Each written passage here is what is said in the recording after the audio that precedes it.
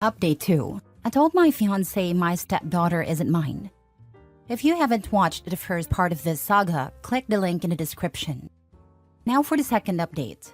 I'm not sure if you've all forgotten me, but I'll start with some good news. We've finally figured out how to properly toast Pop-Tarts for my son. We had about 2 weeks of calm. During that time, I spoke to my stepdaughter a few times about everything. I reassured her that no matter what happens, she'll always be my girl. She told me she hoped her mom wouldn't come back, saying her mom was controlling. Then a few days ago, my ex-fiancé walked into my house carrying 2 grocery bags, acting as if nothing had happened. She asked me what I wanted for dinner. I told the kids to go to their rooms and confronted her. I told her that we're over. She asked why, and when I didn't respond, she said, "Couples fight," as if her actions were normal. Her behavior was unsettling. I told her she needed to leave or I'd call the police. She asked why I was doing this to her. I was at a loss for words, so I picked up my phone. At that point, she backed down saying, "Okay, let me get my daughter." I told her that if she wanted her daughter, she needed to call CPS and explain why she had disappeared for 2 weeks. She insisted she had only been gone for 1 night. She refused to leave without her daughter and started shouting her name. Her daughter came out of her room and reluctantly said she would go with her. I told her, "You have a place here for as long as you want." Her mother then said, "He'll kick you out just like he's kicking me out." I stood my ground, saying she could have her daughter back after speaking to CPS. When I started dialing the police, she ran out. Later, I talked to my stepdaughter. She said she was willing to leave because she didn't want to cause trouble for me. I reminded her that she's the child, I'm the adult, and it's my responsibility to look after her, not the other way around. I asked her where she wanted to stay for now, and she said she'd rather stay here. My ex-fiancé ended up calling CPS. They reached out to me and there was supposed to be a meeting yesterday with her, but she didn't show up. Now for the comments. There is seriously something mentally wrong with her. Yup, seems to be. Having been raised by a mom with BPD who acted just like this, you have no idea how powerful it was when you reminded her she was the child and it was your job to look after her. Sincerely, no matter what, I can promise you she felt safer in that moment, and hearing you say it out loud than she likely ever has with her mother. Oh yeah, she wants her daughter so badly with her that she missed a CPS meeting. Hope your stepdaughter can stay with you. Doesn't this reflect badly on her for further dealings? Like deeming her an unfit parent and taking custody of her daughter? OP is her fiancé. If custody is given, it would go to the next of kin, the stepdaughter's father. Unless the father feels his daughter is much safer and happier with OP than with him, then OP can fight for custody. I'm not sure about the legalities of custody matters. See a lawyer about getting custody of your stepdaughter. If you get the biological father on your side, you might have a better chance. Tell your stepdaughter not to take any phone calls from her mom. She should text only and screenshot everything. The ex may end up saying something to the daughter that you can use to get custody. Also, change the locks. Next story. Am I the a-hole for breaking down after my girlfriend suggested an open relationship? I, 34 male, am 5'3" and have always been self-conscious about my height. I'm aware that it holds me back in the dating market to some extent. I've worked hard my entire life to prove myself and now have a successful career, making more than enough to live comfortably. I've been dating my girlfriend, 26 female, for 2 years. She's stunning, charismatic, and confident. Everything I've always wanted in a partner but never thought I'd actually have. Early on, I asked her what she saw in me, and her response was vague but sweet. Something about how I'm kind and stable. It was enough for me to believe this was real.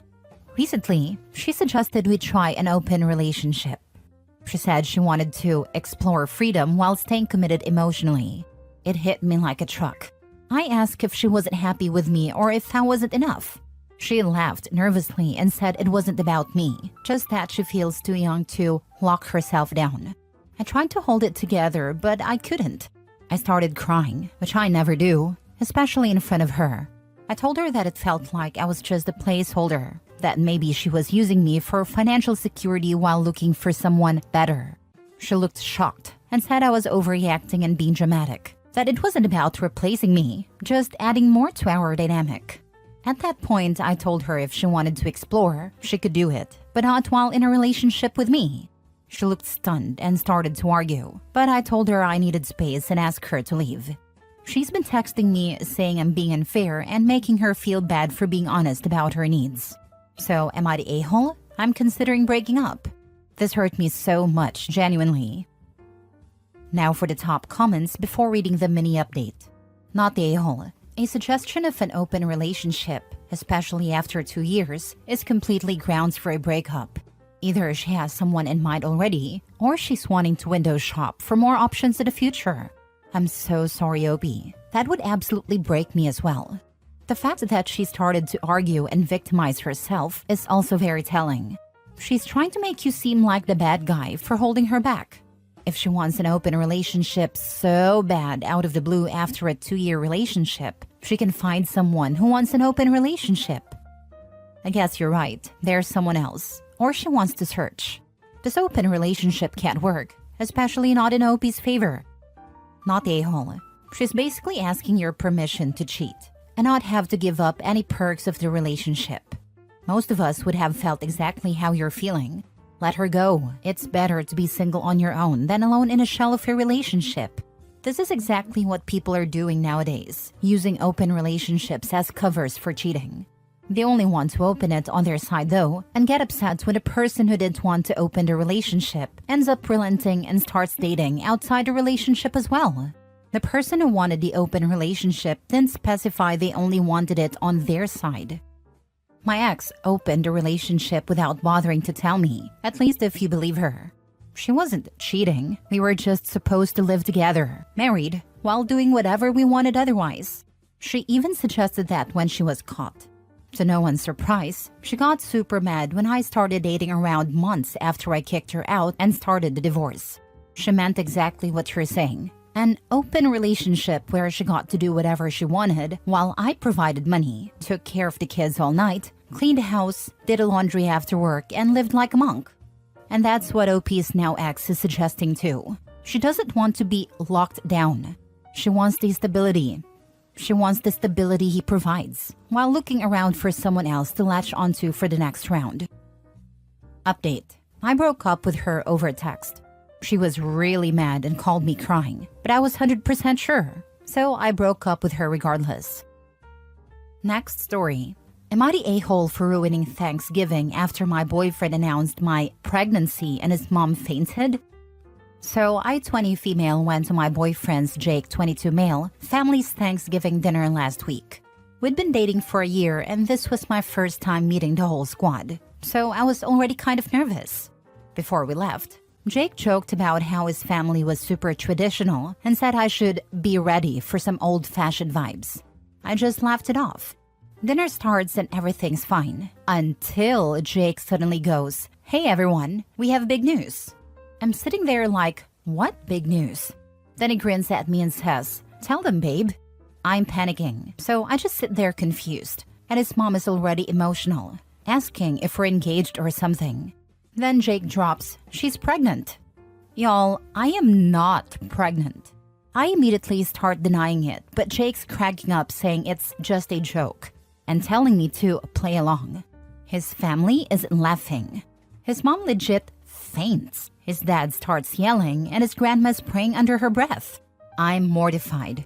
I stand up and go, "Actually, the real joke is Jake thinking I'd stay with someone who'd pull this." And I walked out.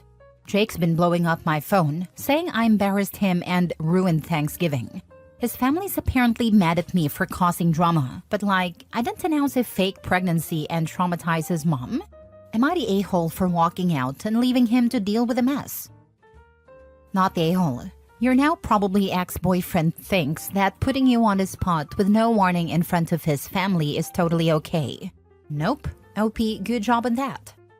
Yeah, like he put her in an impossible position for his own amusement that expected her to clean up the mess.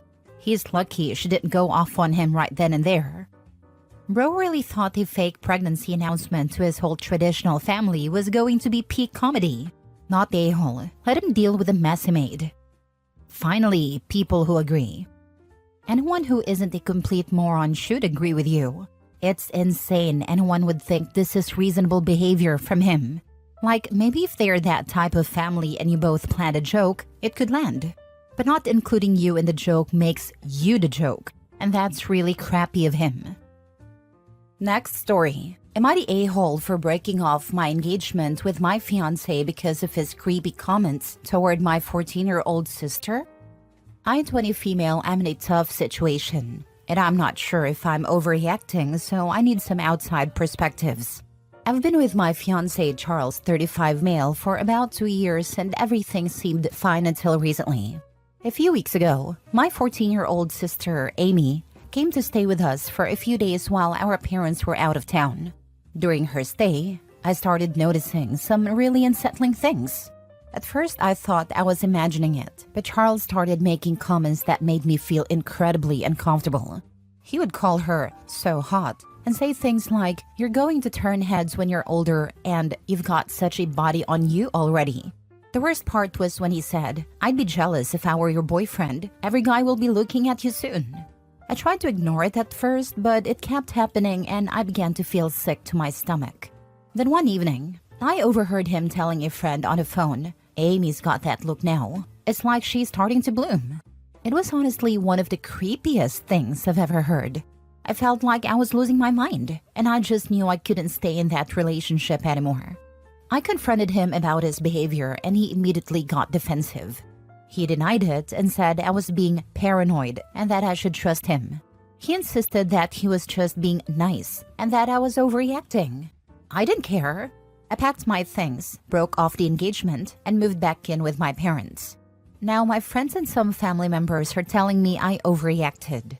They say I should have talked it out with him first, but I don't see how that would have changed anything.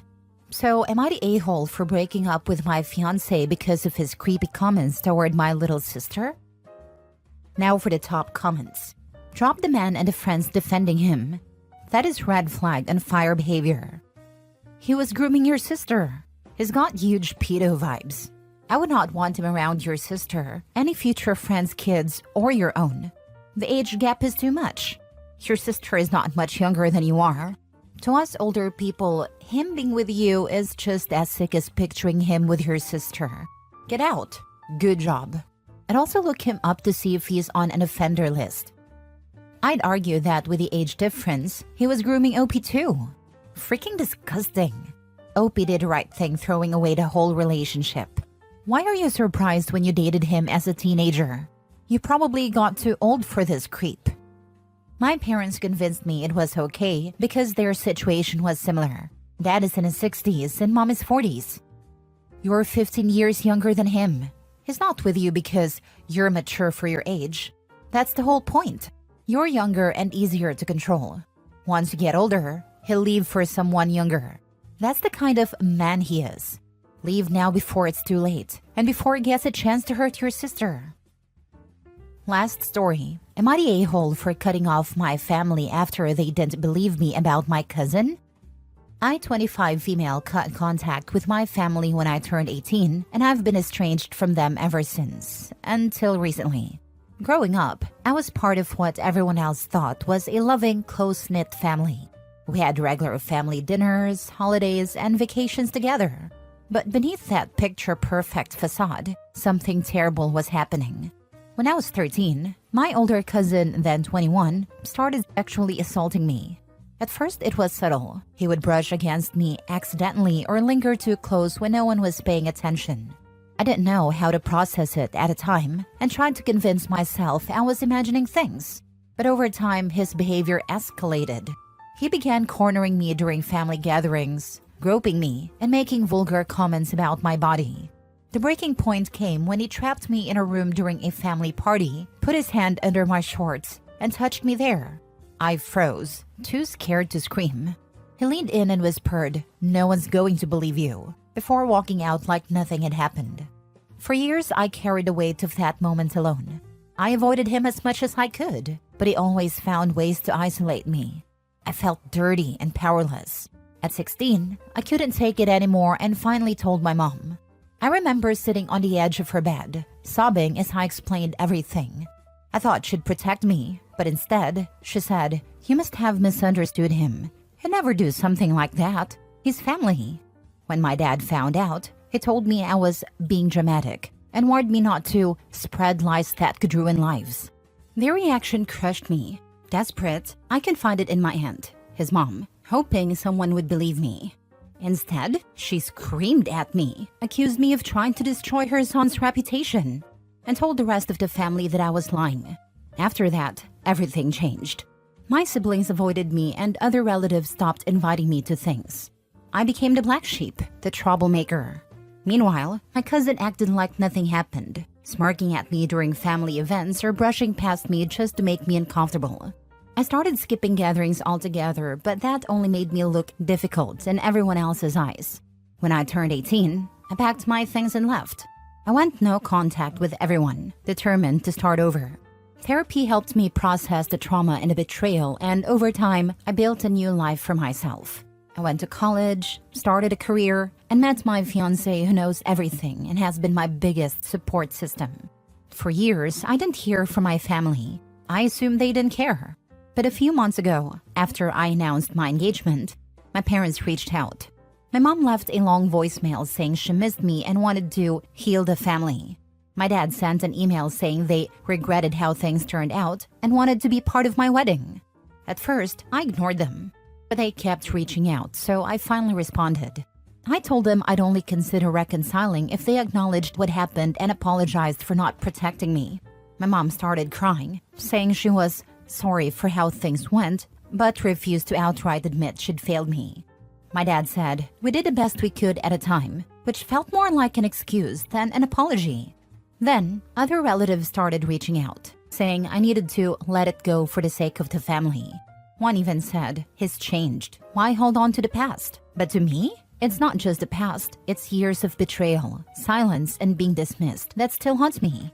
Am I being too harsh for refusing to reconcile unless they take full accountability?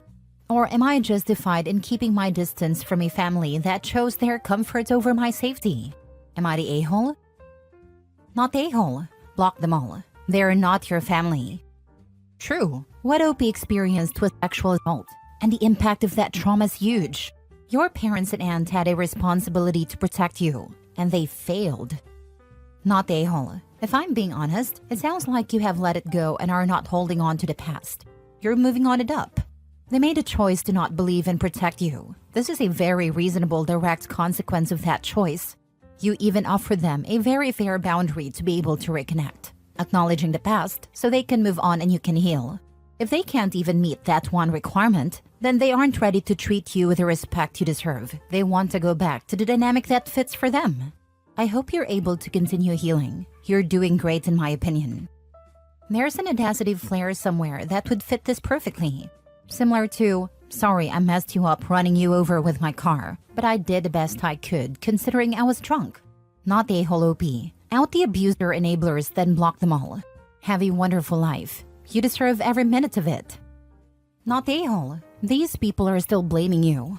He's fine and been fine all these years. Changed? Why would he have changed? How can they tell? BS. They can all go F themselves.